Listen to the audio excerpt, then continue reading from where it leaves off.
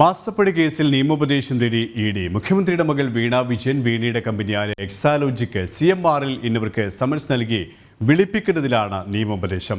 കേസിൽ ഇഡി അന്വേഷണത്തിന് തടയിടാൻ വീണ വിജയനും എക്സാലോജിക്കും നിയമ നീക്കങ്ങൾ തുടങ്ങിയതോടെ ശ്രദ്ധാപൂർവമാണ് ഇഡിയുടെയും തുടർ നടപടികൾ. മാസപ്പടി കേസിൽ ECIR രജിസ്റ്റർ ചെയ്ത ഇഡി അന്വേഷണം ആരംഭിച്ചിരുന്നു. ഇവരുമായി കൊച്ചിയിൽ നിന്നും ജിജീഷ് കരുണാകരൻ ചേരുകയാണ്. ജിജീഷ്, നിയമ നടപടികളുമായി എക്സാലോജിക്കും വീണ വിജയനും മുന്നോട്ട് പോകുമ്പോൾ അതേ നാണയത്തിൽ കാര്യത്തെ വളരെ ശ്രദ്ധയോടെ ഗൗരവത്തോടെ നോക്കിക്കാണാനും നടപടികൾ സ്വീകരിക്കാനുമാണ് ഇപ്പോൾ ഇഡിയും ശ്രമിച്ചുകൊണ്ടിരിക്കുന്നത്. ഇഡിയുടെ തുടർ നീക്കങ്ങളും അതുകൊണ്ട് തന്നെ ഈ തരത്തിലാണ്.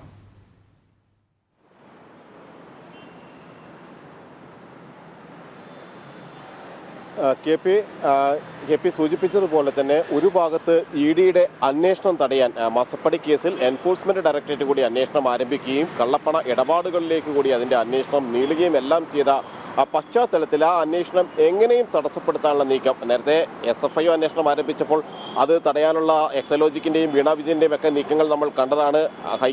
കർണാടക ഹൈക്കോടതിയെ സമീപിച്ചു. ഇപ്പോഴും കോടതിയുടെ പരിഗണനയിലാണ് കേസ്. അന്വേഷണവുമായി മുന്നോട്ട് പോകാമെന്ന് കോടതി വ്യക്തമാക്കിയതിന്റെ അടിസ്ഥാനത്തിലാണ് SFIO അന്വേഷണം ഇപ്പോഴും തുടരുകയും ചെയ്യുന്നത്.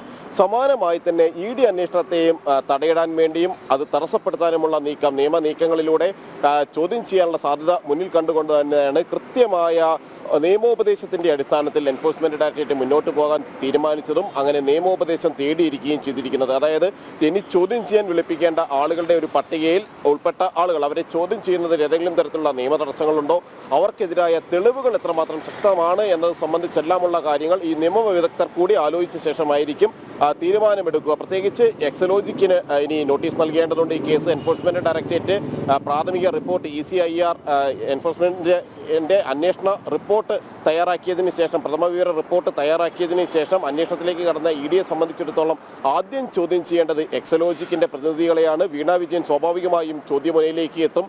ഒപ്പം തന്നെ CMRLന്റെ പ്രതിനിധികളെ ചോദ്യം ചെയ്യേണ്ടതുണ്ട്.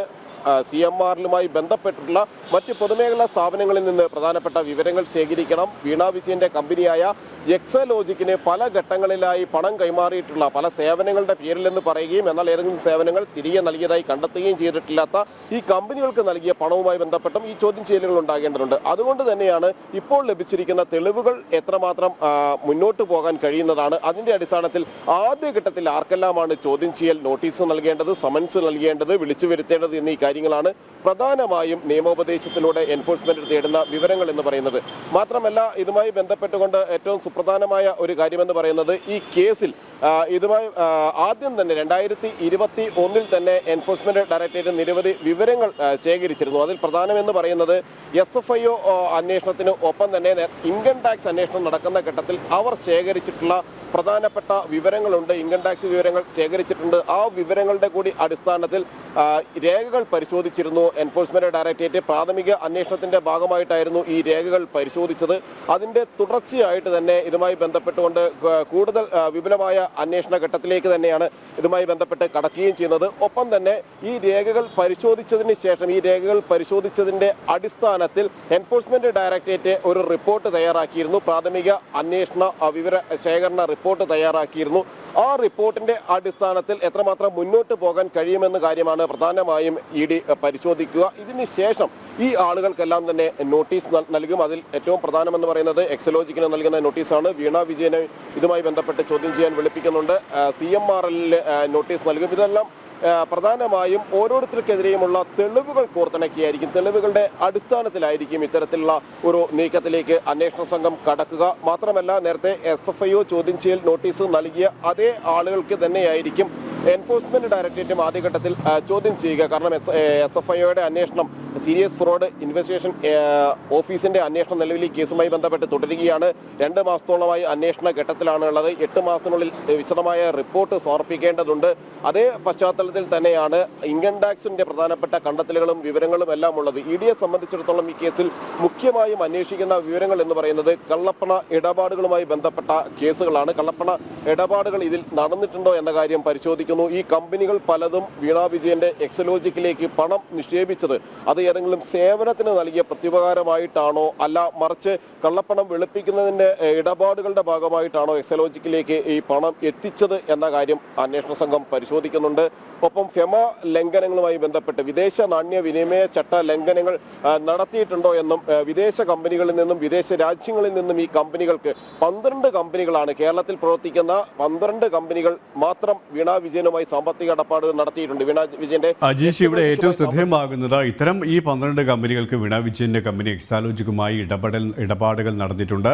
വലിയ രീതിയിലുള്ള സാമ്പത്തിക തിരിമറികൾ എക്സാലോജിക്കുമായി ബന്ധപ്പെട്ട ഉണ്ടായിട്ടുണ്ട് എന്നതിന് കൃത്യമായ തെളിവുകൾ, കൃത്യമായ രേഖകൾ തന്നെയാണ് ഇഡിക്ക് ഇതിനകം ലഭിച്ചു കഴിഞ്ഞത്. അതുകൊണ്ട് തന്നെ ഇഡിക്കെതിരെ ഏത് നിയമ നടപടികളുമായി എക്സാലോജിക്കും വീണ വിജയനും സിമാറിലും പോയി കഴിഞ്ഞാൽ കുരുക്കിലാകുന്നത് വീണ വിജയനും ഈ 2 കമ്പനികളും ആകും എന്ന കാര്യത്തിൽ തർക്കമില്ല. അതുകൊണ്ട് തന്നെ വളരെ ജാഗ്രതയോടെയുള്ള ഒരു ഇടപെടൽ അത് തന്നെയാണ് ഇഡിയുടെ ഭാഗത്തിനും ഉണ്ടാകുന്നത്. ഇഡിയുടെ മുന്നിൽ മുട്ടുമടക്കേണ്ടി വരും എന്നുള്ള തിരിച്ചറിവ് കൊണ്ട് തന്നെ എല്ലാ തരത്തിലുള്ള പഴുതുകൾ തേടുക, അത്തരത്തിൽ രക്ഷപ്പെടാനുള്ള എല്ലാ തന്ത്രങ്ങളും ഉപയോഗിക്കുക, അത് തന്നെയാണ് വീണ വിജയനും സംഘവും പയറ്റി നോക്കുന്നതും, അല്ലേ?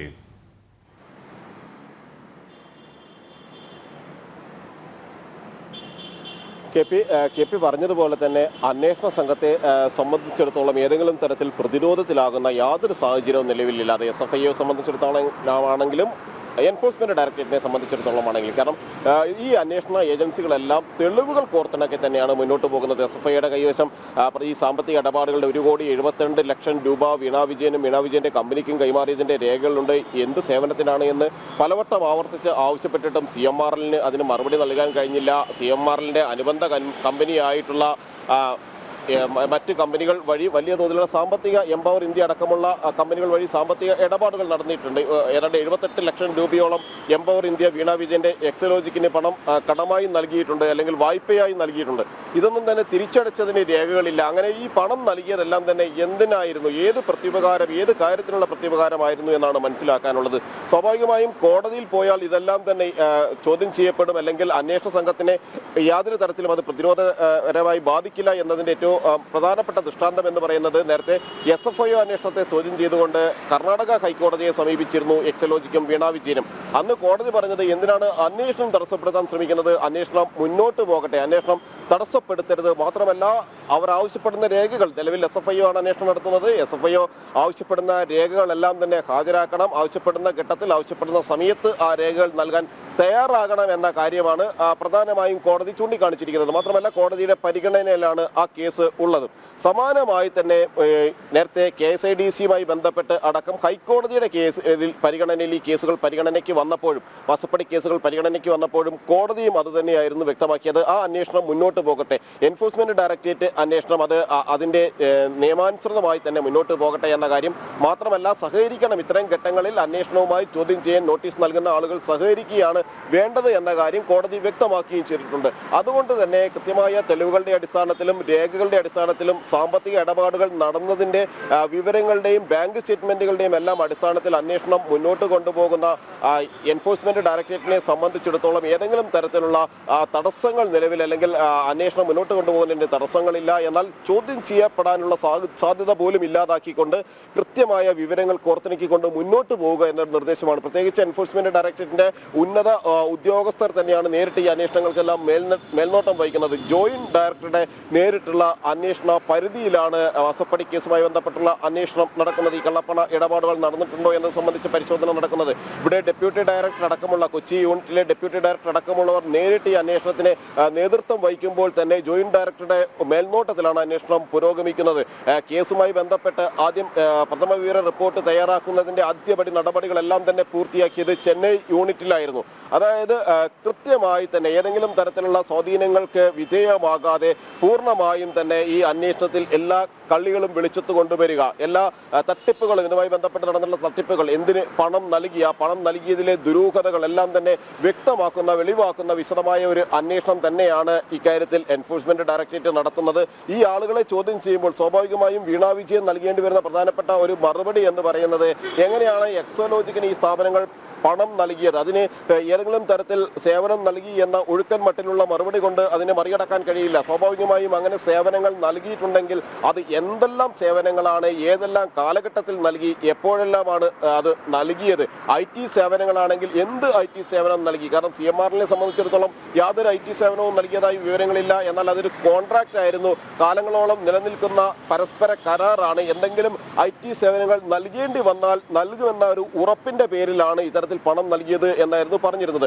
അങ്ങനെയെങ്കിൽ മറ്റു 12 കമ്പനികൾ ഇതിൽ എന്തിനാണ് ഇത്രയധികം പണം നൽകിയത് എന്ന് സംബന്ധിച്ചത് വലിയൊരു ചോദ്യചിഹ്നമായി നിൽക്കുന്നു. അവർക്കും ഏതെങ്കിലും തരത്തിലുള്ള IT സേവനങ്ങൾ, ഒരുപക്ഷെ ഒരിടത്തും ഒരാൾക്കും തന്നെ IT സേവനങ്ങൾ കാര്യമായി ഒന്നും നൽകാതെ തന്നെയാണ് എക്സലോജിക്കിനെ സംബന്ധിച്ചിടത്തോളം വലിയ തുകകൾ അവരുടെ അക്കൗണ്ടുകളിലേക്ക് പല ഘട്ടങ്ങളിലായി വന്നിട്ടുള്ളത്. മാത്രമല്ല ഈ കടലാസ് കമ്പനി എന്ന് തന്നെ വിശേഷിപ്പിക്കാവുന്ന കമ്പനികളെ ഉപയോഗപ്പെടുത്തിക്കൊണ്ട് പല ഘട്ടങ്ങളിലും വായ്പകൾ എടുത്തിട്ടുണ്ട്. അങ്ങനെയാണ് എംപവർ ഇന്ത്യയിൽ നിന്ന് 78 ലക്ഷം രൂപയടക്കം എടുക്കുന്ന സാഹചര്യം ഉണ്ടായിരിക്കുന്നത്.